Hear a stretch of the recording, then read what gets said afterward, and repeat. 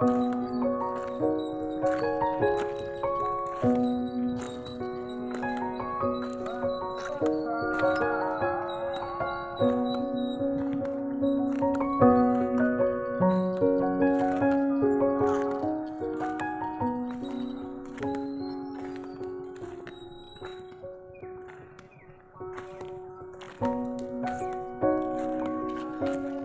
से छुइए, कुछ नहीं करें।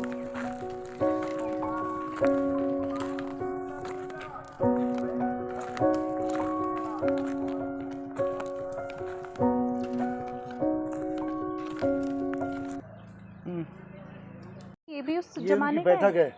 अच्छा, ये उनकी बैठक है। ये राधा रानी की बैठक है। वो कृष्ण बलराम की बैठक है। ये ऊपर तो यहाँ कृष्ण भगवान खड़े हो जाते थे। तो खड़े होके जो सखियाँ जाती थी तो सखियों से दान लेते थे, निकलने का टैक्स लेते थे। यानी कि आप यहाँ से जाती हो तो हमको टैक्स दीजिए, दूध दही गोरस या फिर मतलब मक्खन यहाँ जाने का दान दीजिए। अच्छा। तो सखियाँ कहती हैं कि ये कि तुम्हारे बाप का मार्ग है जो हमको यहाँ रोक के आप टैक्स ले रहे हो। तो यहाँ कृष्ण भगवान को पकड़ के मारा भी है सखियों ने, तो गुलचाओं की मार लगाई है। तो यहाँ कृष्ण भगवान की और इधर बलराम जी की दोनों की चुटियाँ बांधी गई हैं। यहाँ समस्त बहुत बड़ा मेला लगता है। यहाँ आप 2 जने खड़े हैं, यहाँ हजारों की भीड़ में ये पूरा पर्वत पे यहाँ खड़े होने के लिए जगह नहीं बचती है।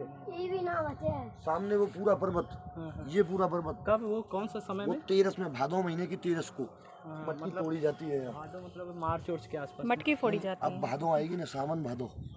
अगस्त में। तो यहाँ कृष्ण भगवान ने मटकी तोड़ी है। तो उस समय पे कृष्ण भगवान ने सखियों को रोक लिया। सखियाँ कहती हैं देखो प्रभु, झगड़ने में तो कोई मतलब नहीं है, और आपके पास कोई पात्र हो, मतलब कि कोई बर्तन हो जिसमें हम आपको गोरस वगैरह दे दें, तो ऐसा कुछ बताइए। तो यहाँ नज़र बहेरी तो यहाँ कोई ऐसा पत्ता नहीं दिखता है जिसमें मतलब कि कुछ लिया जा सके। तो यहाँ गोवर्धन के पास में है श्याम ढाक, तो वहाँ ढाक के पत्ते होते हैं। तो कृष्ण भगवान श्याम ढाक से पत्ते लेने के लिए गए और मधुमंगल जी को यहाँ खड़ा कर गए, वह निकल ना जाए। तो मधुमंगल जी कहते हैं सखियों से, यानी सखियों तुम जब तक कृष्ण आता है तब तक थोड़ा सा गोरस पिला दो। यानी कि हम पिला तो देंगे पर शर्त हमारी एक रहेगी। वो क्या? यानी कि आंख बंद करके तुमको गोरस पीना होगा, उसके बाद उसका टेस्ट बताना होगा कि कैसा उसका टेस्ट है। यानी कि पक्का रहा। तो यहाँ सब मधुमंगल जी को गोरस पिलाया है। तो मधुमंगल जी आंख बंद करके गोरस तो पी गए, अब उसका टेस्ट ढूंढ रहे हैं। और ढूंढते ढूंढते बताते हैं, उसमें लिखा है वेदों में कि 3 लोकों में भ्रमण कराया है, उसका टेस्ट का अनुभव ही नहीं हो पाया वो कैसा उसका टेस्ट है। इतनी देर में यहाँ से सखियाँ फरार निकल गई। तो कृष्ण भगवान जब आए वहाँ से देखा कि सखियाँ नहीं दिखाई दे रही हैं, वहाँ से सीधे जंप मारी है तो उसके हाथों के निशान कृष्ण भगवान। एक हाथ में बंसी थी और एक हाथ मतलब खुला था। तो बंसी वाला हाथ तो ऐसे हो गया, ऐसे, और ये हाथ ऐसे हो गया, खुला रह गया, एक बंद था। बंसी वाला तो बंसी पकड़ के नहीं, तो ये वो हाथ के निशान। और रात में जो मंदिर है वो बंद हो जाती है, तो दर्शनों का भी समय होता है।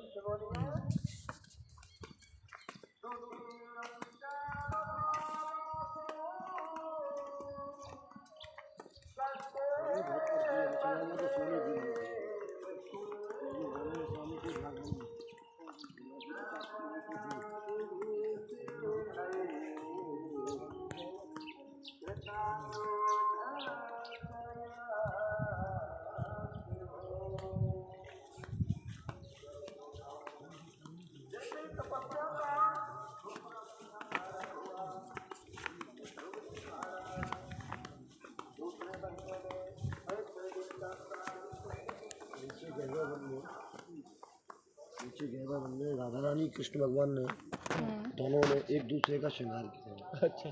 और बड़ा मनमोहक श्रृंगार किया है। एक दूसरे का श्रृंगार करते करते शाम हो गई। और जब शाम को श्रृंगार पूरा हुआ तो राधा रानी कहती है कि हे प्रभु, आप मेरे रूप का वर्णन कीजिए, मैं कैसी लग रही हूँ। तो कृष्ण भगवान कहते हैं आप तो ऐसी लग रही हो कि जैसे कि पूर्णिमा का चांद सुशोभित लगता है। तो राधा रानी रूठ गई इतना पे। तो जो मानगढ़ मैंने बताया है, तो मान करके जो बैठ गई, इसलिए मानगढ़ उस नाम जगह का नाम पड़ा। तो मान करके वहाँ जाके बैठ गई हैं। तो कृष्ण भगवान बार बार उनके चरण छूते हैं और बार बार मनाने की कोशिश करते हैं। वो कहते हैं हे राधा रानी आप मेरे से क्यों रूठी हो। और बार बार जब नहीं मनी तो ललिता सखी से कहती है कृष्ण भगवान सखी तुम ही कोई योजना बता दो जिससे राधा रानी रूठी हुई मन जाए। नीचे गहबर बन है, नीचे गहबर बन से राधा रानी उधर रूठ के चली गई। तो ललिता सखी ने उनको इशारा दिया कि आप यहाँ जाओ और यहाँ जाके मोर बन के आना। अच्छा। और मैं राधा रानी को उधर से लेके यहाँ आती हूँ। तो राधा रानी को जब देखा कि मतलब कि मोर नाच रहा है, तो एक मोर बड़ा उछल उछल के एक एक टांग से नाचने लगा।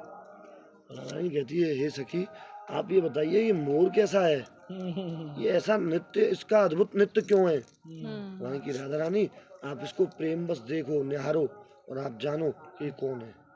तो राधा रानी जब उनको देखती हैं प्रेम से, तो राधा रानी समझ गई कि कृष्ण भगवान मेरे लिए मोर बन के आए।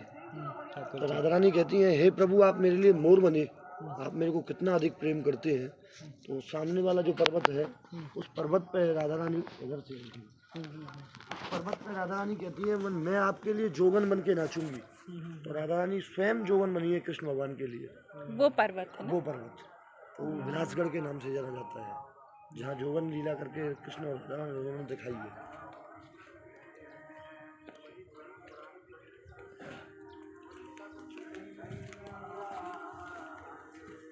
वो सामने जो गांव दिख रहा है उधर साइड में बिल्कुल एक पतला जैसा एक स्लैम जैसा दिख रहा है ना, वो सामने वो कमई गांव है जो दूर दिख रहा है। हाँ वो यहाँ से 5-6 किलोमीटर है।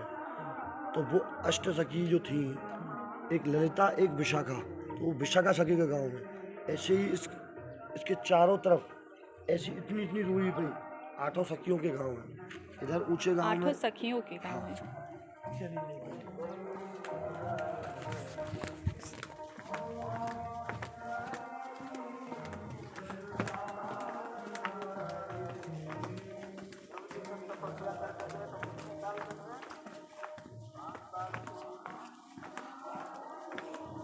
सामने जो पर्वत है इस पर्वत को बोलते हैं अलका पहाड़ी सखीगिरी पर्वत, 2 नाम से जाना जाता है।